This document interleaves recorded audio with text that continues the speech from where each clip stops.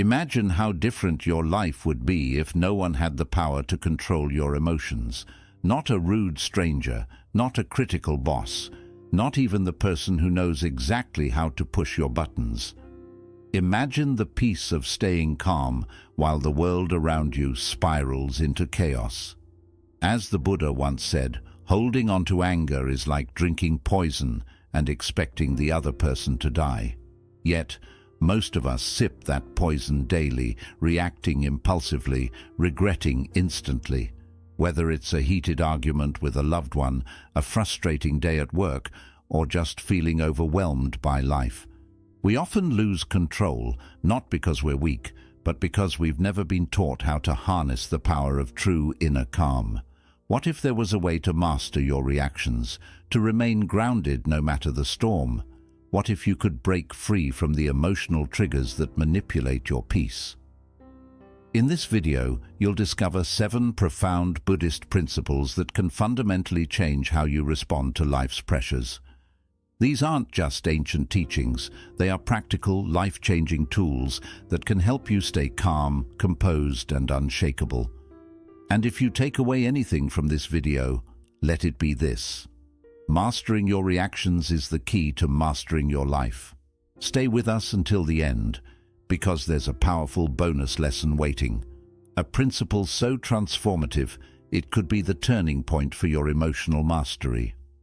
Number 1. Starve your emotional outbursts.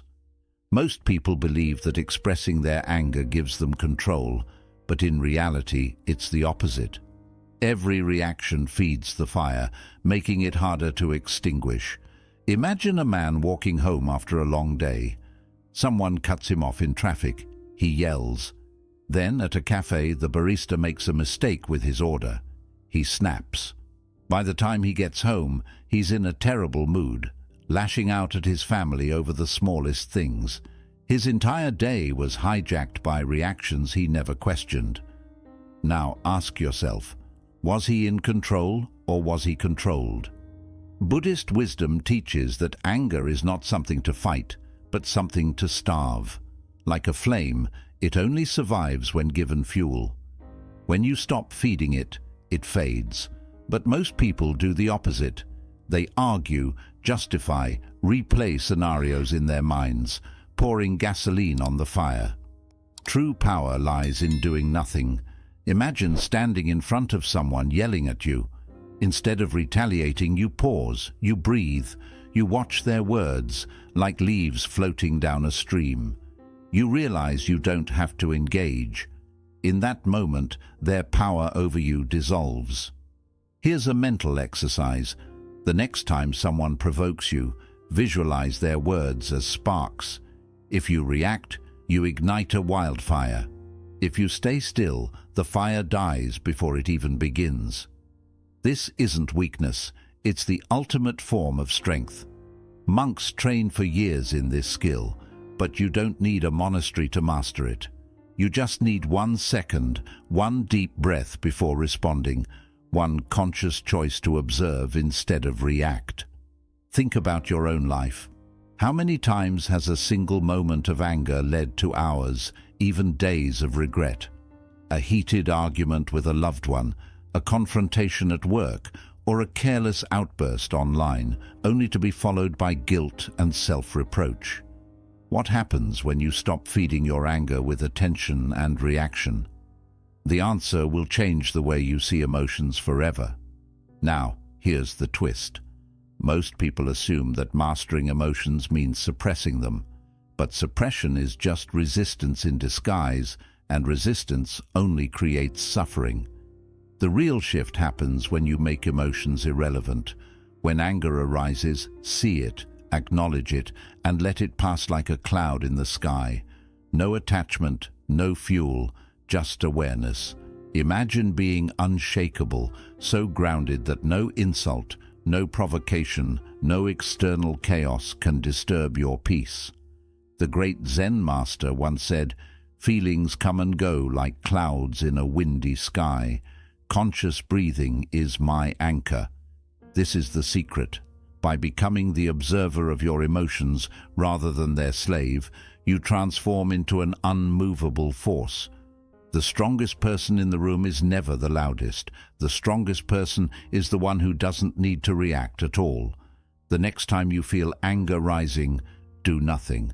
Take a breath, watch it dissolve, let the fire starve, and in that stillness you'll discover a power most people will never know, the power of being untouchable. 2. Who's controlling your reactions? Most people go through life unaware that their emotions are being controlled by invisible strings. They think they are making conscious choices, but in reality they are simply reacting to triggers, like puppets being pulled by unseen forces. Imagine a man driving to work. Another driver cuts him off, and without a second thought, he slams his hand on the horn, yelling obscenities. His entire mood changes. At work, he's irritable, snapping at his colleagues. By the time he gets home, he's exhausted from the weight of emotions he never chose. But here's the truth. He was never in control. His triggers were.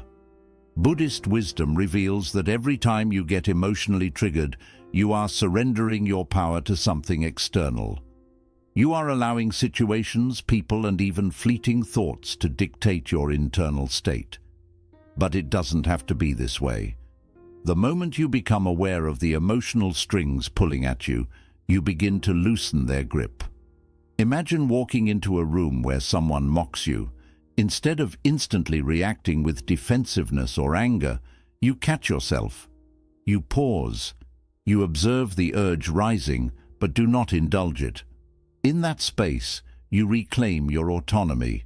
You choose how you respond, calmly and consciously, rather than being driven by impulse.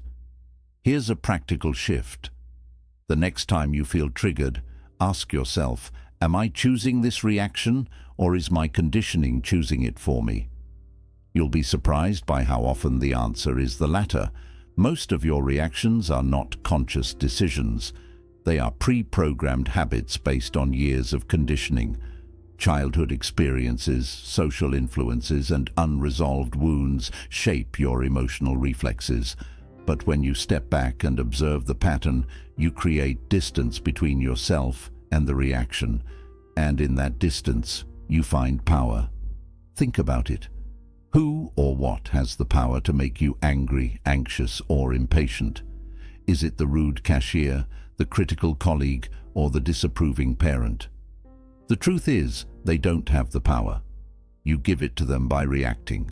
When you stop reacting, you take back what was always yours. Your peace of mind. No one can disturb you without your consent. Here's the twist. The moment you recognize the strings, they lose their grip. When you realize that the anger, stress, or irritation surging within you is simply a conditioned response, it becomes less personal. You see it for what it is, an old mental habit, not an unchangeable reality. And with that realization, you hold the scissors. You cut the strings. Imagine the freedom of being untouchable. No insult, no judgment, no external provocation could sway your inner calm. You would walk through the storms of life with unshakable composure. As the Buddha once said, you will not be punished for your anger.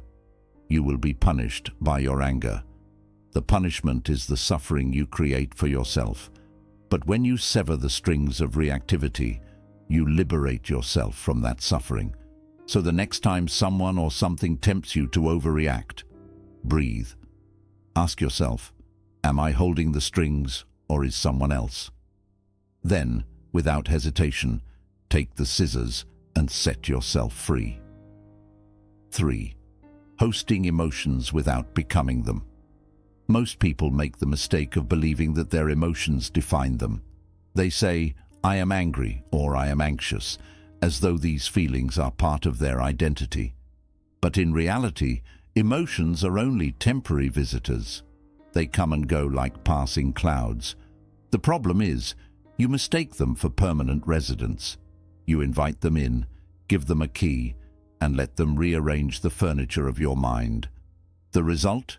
You overreact. You let fleeting emotions make lasting decisions. But Buddhist wisdom offers a radical shift. You are the host, not the guest. Your emotions are just passing through. Imagine your mind as a guest house. Some mornings, joy knocks on the door, and you welcome it in with open arms. Other times, anger or sadness arrives uninvited. The mistake most people make? They slam the door or let the emotion take over the whole house. But Buddhism teaches you to open the door with equanimity. When frustration, grief, or stress arrive, you say, "I see you." You can stay for a while, but you don't own this house. By doing this, you remove their power. You allow them to be felt without becoming consumed by them. Here's a practical shift. The next time you feel overwhelmed by an emotion, don't fight it or push it away. Instead, greet it like a guest. Say to yourself, "Oh, anger is here," or sadness has arrived.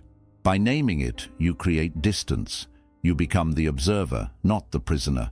This simple practice of mindful labeling creates space between you and the emotion, space where calmness can breathe. Think about it. When was the last time you let a brief emotion ruin an entire day? Maybe you woke up irritated and it colored every conversation you had. Or perhaps a small disappointment led to hours of frustration. But what if you simply saw that feeling as a guest? Imagine telling yourself, "This feeling is here now, but it will leave soon." Wouldn't that loosen its grip? Wouldn't it pass through more quickly? Here's the twist. The more welcoming you are to emotions, the less power they have over you. When you resist or suppress feelings, they strengthen. But when you allow them to come and go freely, they lose their dominance. It's like opening the windows in a house. The fresh air dissipates the stale energy. You remain unchanged no matter what passes through. Now picture the freedom of living this way. When someone criticizes you, you feel a sting of defensiveness, but you let it sit like a visitor. When frustration rises during a stressful day, you acknowledge it without giving it authority. You neither indulge nor deny it. You simply let it pass, like a guest who stays for a night and leaves by morning. The poet Rumi once wrote, "This being human is a guest house. Every morning, a new arrival, welcome and entertain them all." This is the essence of emotional mastery. You welcome every feeling, but you serve none of them tea. You stay calm, centered, and unattached. The next time an emotion knocks on the door of your mind, smile. Let it in. But remember, you are the host. You decide when it leaves. 4. Anger harms you first. Most people believe that anger is a form of strength, a defense mechanism to protect themselves. They think that by lashing out they are asserting power. But in reality, anger is self-inflicted harm. It burns you before it ever touches anyone else. Imagine a man holding a hot coal, convinced that if he throws it, he will wound his opponent. But before he even aims, the coal is already searing his hand. This is what happens every time you overreact. You believe you are fighting back, but you are only setting yourself on fire. Buddhist wisdom offers a sobering truth. Holding on to anger is like grasping a hot coal and expecting the other person to be burned. When you overreact in anger, your heart rate spikes, your muscles tighten, and your breath shortens. The body releases stress hormones, flooding your system with cortisol and adrenaline. Your mind becomes clouded, your judgment impaired, and your inner peace destroyed. Meanwhile, the person you're angry at might walk away unaffected. You suffer. You carry the emotional wound long after the moment has passed. Now, here's a mental shift. The next time you feel anger rising, pause and ask yourself, who is this hurting more, me or them? You'll realize that you're holding the burning coal, not them. Every angry thought, every grudge, and every uncontrolled reaction is another ember scorching your mind. Imagine getting into a heated argument with a loved one. Your words become sharp, your tone harsh. Even if you win the argument, you lose something far greater, your inner stability. Hours later, you're still fuming, your hands shake, your stomach is tense. But the person you argued with, they've already moved on. You're the one still holding the coal. Think about it. Would you willingly stab yourself just to prove a point? Of course not. Yet every time you overreact, you do just that. You sacrifice your own peace of mind for the illusion of power. But true strength is not in the outburst, it is in the stillness. The one who stays calm always wins, not over others, but over themselves. They walk away with their dignity intact, their energy preserved, and their peace unshaken. Here's the twist. When you refuse to overreact, you disarm the person trying to provoke you. Their words lose weight. Their attempts to control your emotions fail. Imagine someone insulting you, expecting you to lash out. Instead, you look at them calmly and say nothing. In that moment, you strip them of their power. Your stillness becomes your shield. Your self-restraint becomes your sword. The Buddha once said, "You will not be punished for your anger. You will be punished by your anger." Let that sink in. When you overreact, you are the one who pays the price. Your mind becomes agitated, your body stressed, and your soul weary. But when you remain calm, you remain untouchable. The next time someone or something triggers you, pause. Take a breath. Ask yourself, is this worth burning myself for? And then, with unwavering grace, let the coal fall from your hand, mastering chaos without losing your center. Most people live at the mercy of external chaos. When life becomes turbulent, they become turbulent too. When the storm rages around them, they let it rage within them. But imagine a hurricane. The winds tear through everything in their path, trees bending, buildings trembling. Yet at the center of this chaos, there is an I, a perfectly still, serene space. No matter how violently the storm howls, the I remains undisturbed. This is what Buddhist wisdom teaches.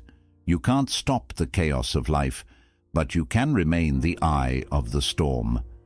When you overreact to difficult situations, you are pulled out of your center. You get caught in the whirlwind of emotions, frustration, impatience, fear. You lash out, you spiral. You let the storm outside create a storm inside.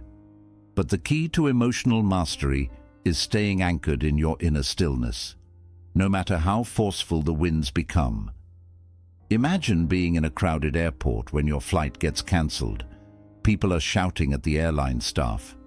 Tension rises. But you breathe deeply and remain calm.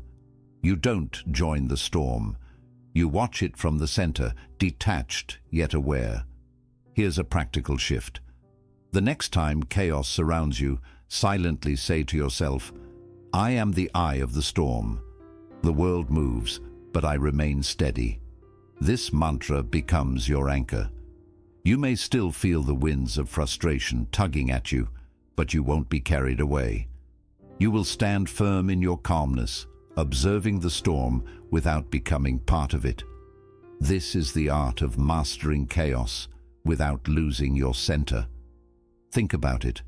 When was the last time you let external circumstances steal your peace? Maybe it was a traffic jam, a missed deadline, or a disrespectful comment. You let the situation invade your inner space, turning a temporary inconvenience into hours of stress. But what if you could remain untouched? What if the storm outside didn't have to create a storm inside? Here's the twist. You can't stop the wind, but you can stop yourself from being blown away. You can't control how others act, but you can control how you respond. The angrier they get, the calmer you become. The more chaotic the world, the more grounded you remain. This is the essence of emotional freedom. To remain still while everything else spins. Imagine walking through life with this unshakable presence. When others lose their temper, you hold yours. When challenges pile up, you stay composed. When people provoke you, you respond with serene detachment. You become untouchable, not by hardening yourself, but by softening into stillness. The great Zen master once said, "The wave does not need to stop to be calm. It simply needs to recognize it is the ocean." You are not the wave of fleeting emotions. You are the vast, steady ocean beneath. So, the next time you face turmoil, visualize yourself as the eye of the storm. Let the winds howl, let the waves crash, let the world shake. And as it does, stand calmly in your center, unmoved. Because the world will always have storms, but you can choose to remain still. 6. Don't let small things overflow you. Most people overreact not because their problems are massive, but because their inner world is too small. When your mind is like a tiny cup, even a single drop of negativity clouds it completely. A minor inconvenience, a delayed meeting, a rude comment, or a careless driver overflows you with frustration. But Buddhist wisdom reveals a powerful truth. The problem isn't the drop of ink, it's the size of your water. When your inner world is vast, even the darkest ink dissolves into nothingness. Imagine holding a small glass of water. If you add a few drops of ink, the entire glass turns murky. But now, imagine standing by the shore of a massive, serene lake. You pour in an entire bottle of ink, and nothing changes. The water remains clear and undisturbed. This is how a vast mind handles life's troubles. It absorbs them effortlessly. No single frustration or fleeting emotion can cloud its clarity. But when your inner world is small, even the smallest disturbance unsettles you. Here's a mental shift. The next time you feel overwhelmed by a minor problem, ask yourself, am I reacting this way because my perspective is too small? Maybe someone cuts you off in traffic and you find yourself enraged. Is it truly the car that upsets you? Or is it the accumulation of unprocessed frustrations weighing on your mind? When you carry unresolved stress, even a small trigger feels heavy. But when your mind is spacious, these little incidents simply pass through. Think about it. If your mind were an ocean instead of a cup, would this problem even matter? Would one snarky comment ruin your day? Would a delayed email be worth your peace of mind? Of course not.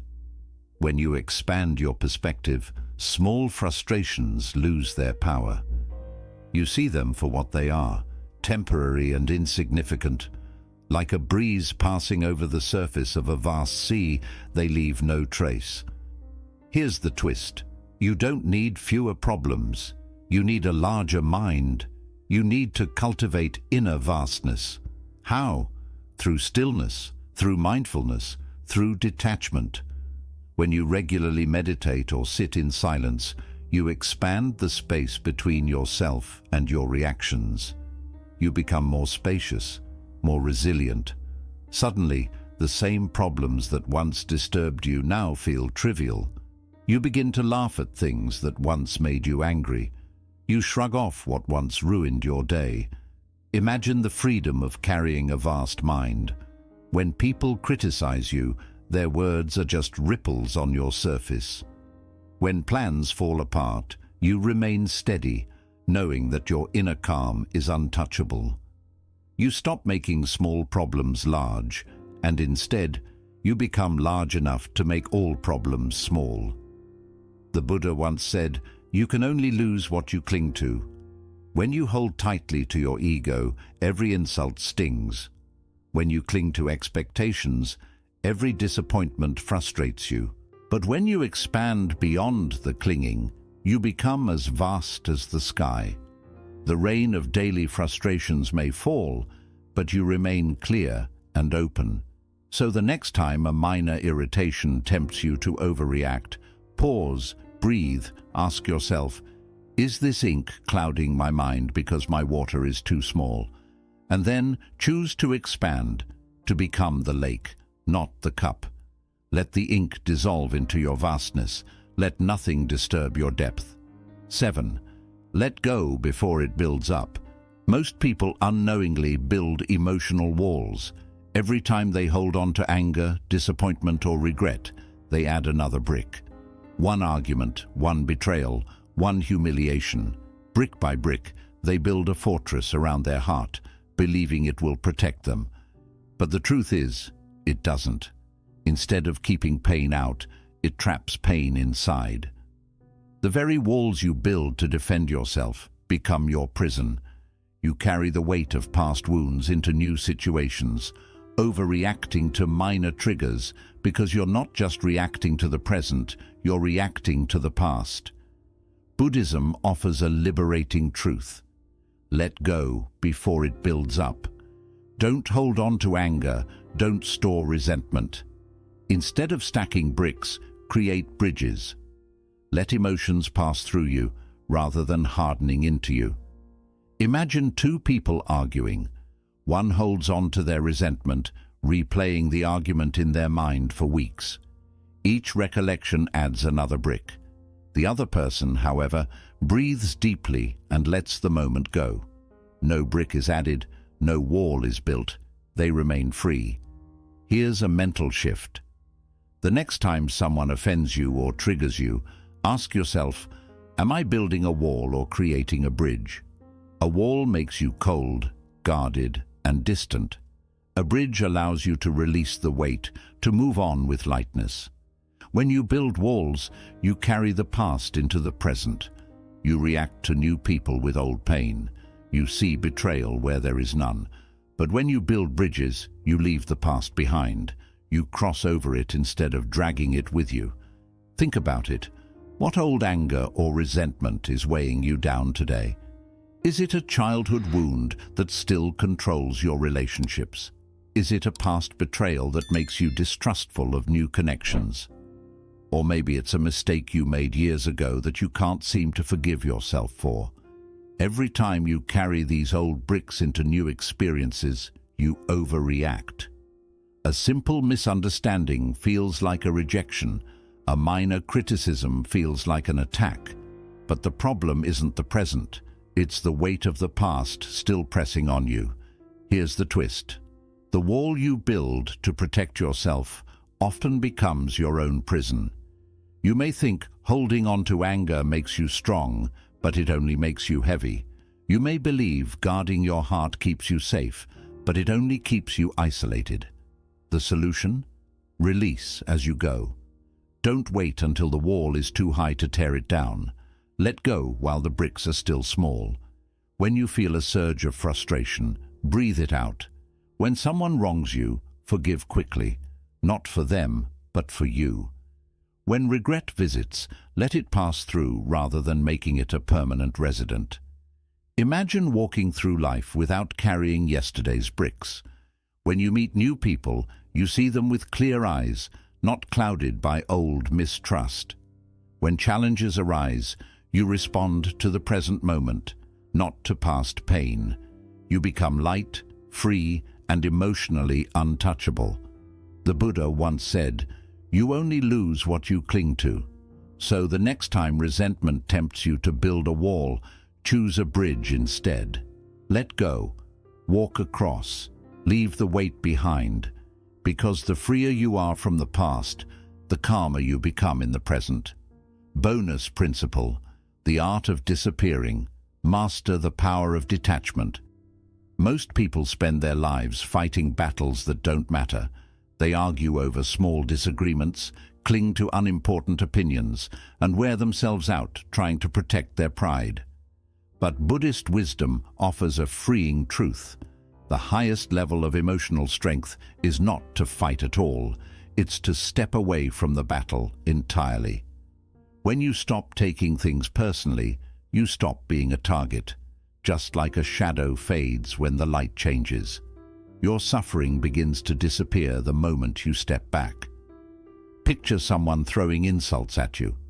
Your first reaction might be to defend yourself, prove them wrong, or fight back with equal force. But what if you simply smiled and walked away? What if you chose not to carry their negativity and let them deal with their own anger. This is the art of disappearing, removing yourself from the cycle of ego and conflict. Once you learn this, others lose their power over you. Their words no longer stick, and their judgments no longer wound. You become untouchable, not because you're cold, but because you've learned to rise above negativity. Try this shift in mindset. The next time drama calls, don't answer. When someone tries to pull you into conflict, don't react. When a situation threatens your peace, step back. Disengage, not out of fear, but out of wisdom. You'll soon see that most battles were never worth your energy in the first place. Think about it.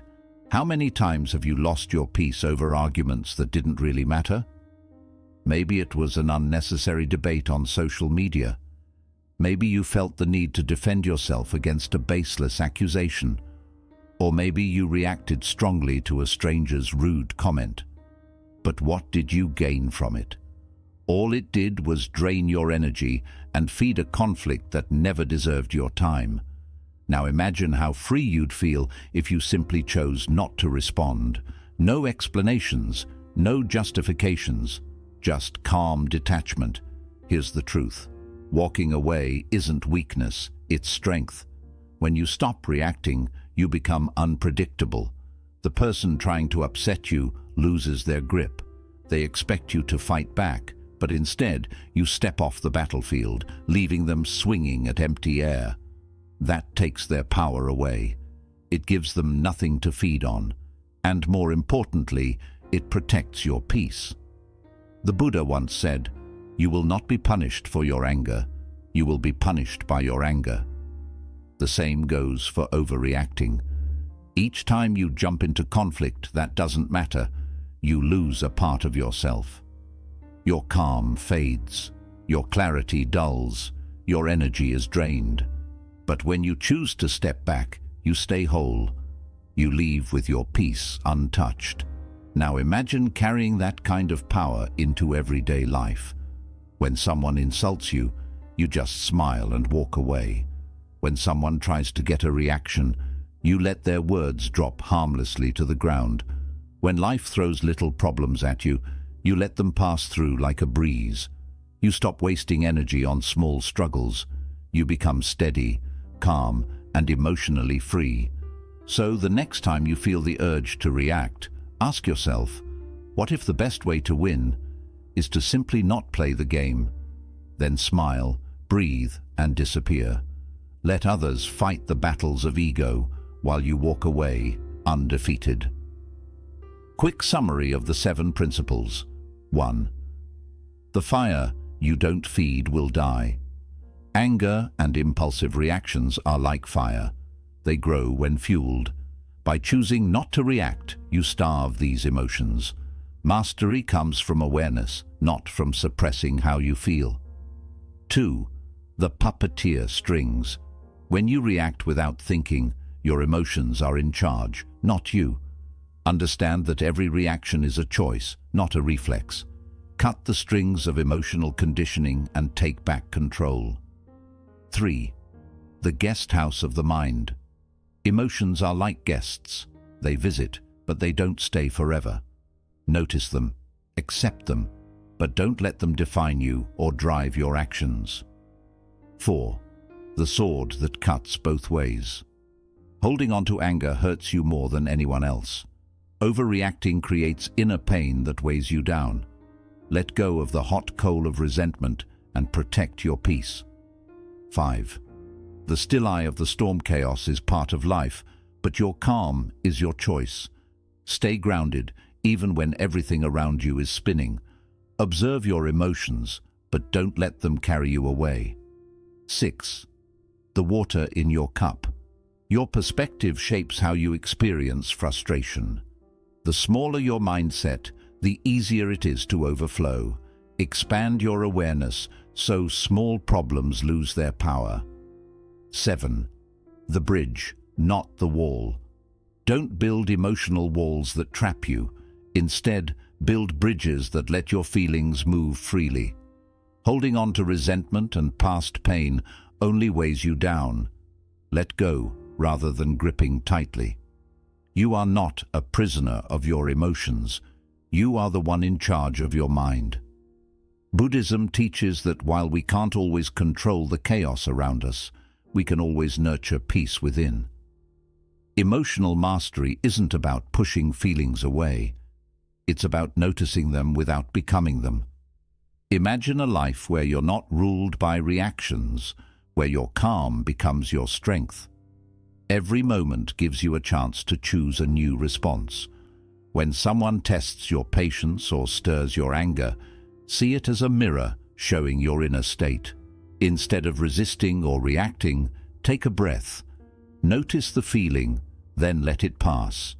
Your greatest power lies in the space between what happens and how you respond. In that space is your freedom. Zen reminds us, peace doesn't mean a life without conflict. It means staying still in the middle of it.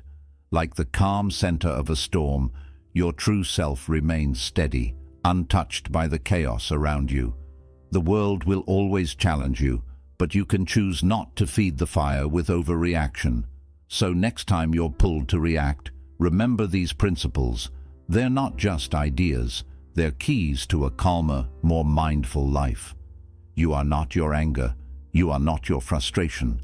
You are the awareness behind them, vast, steady, and free. If this message spoke to you, please like and share this video. Let us know your thoughts in the comments below. And don't forget to subscribe to Buddhism Insights for more peaceful wisdom. Let's grow in calm together.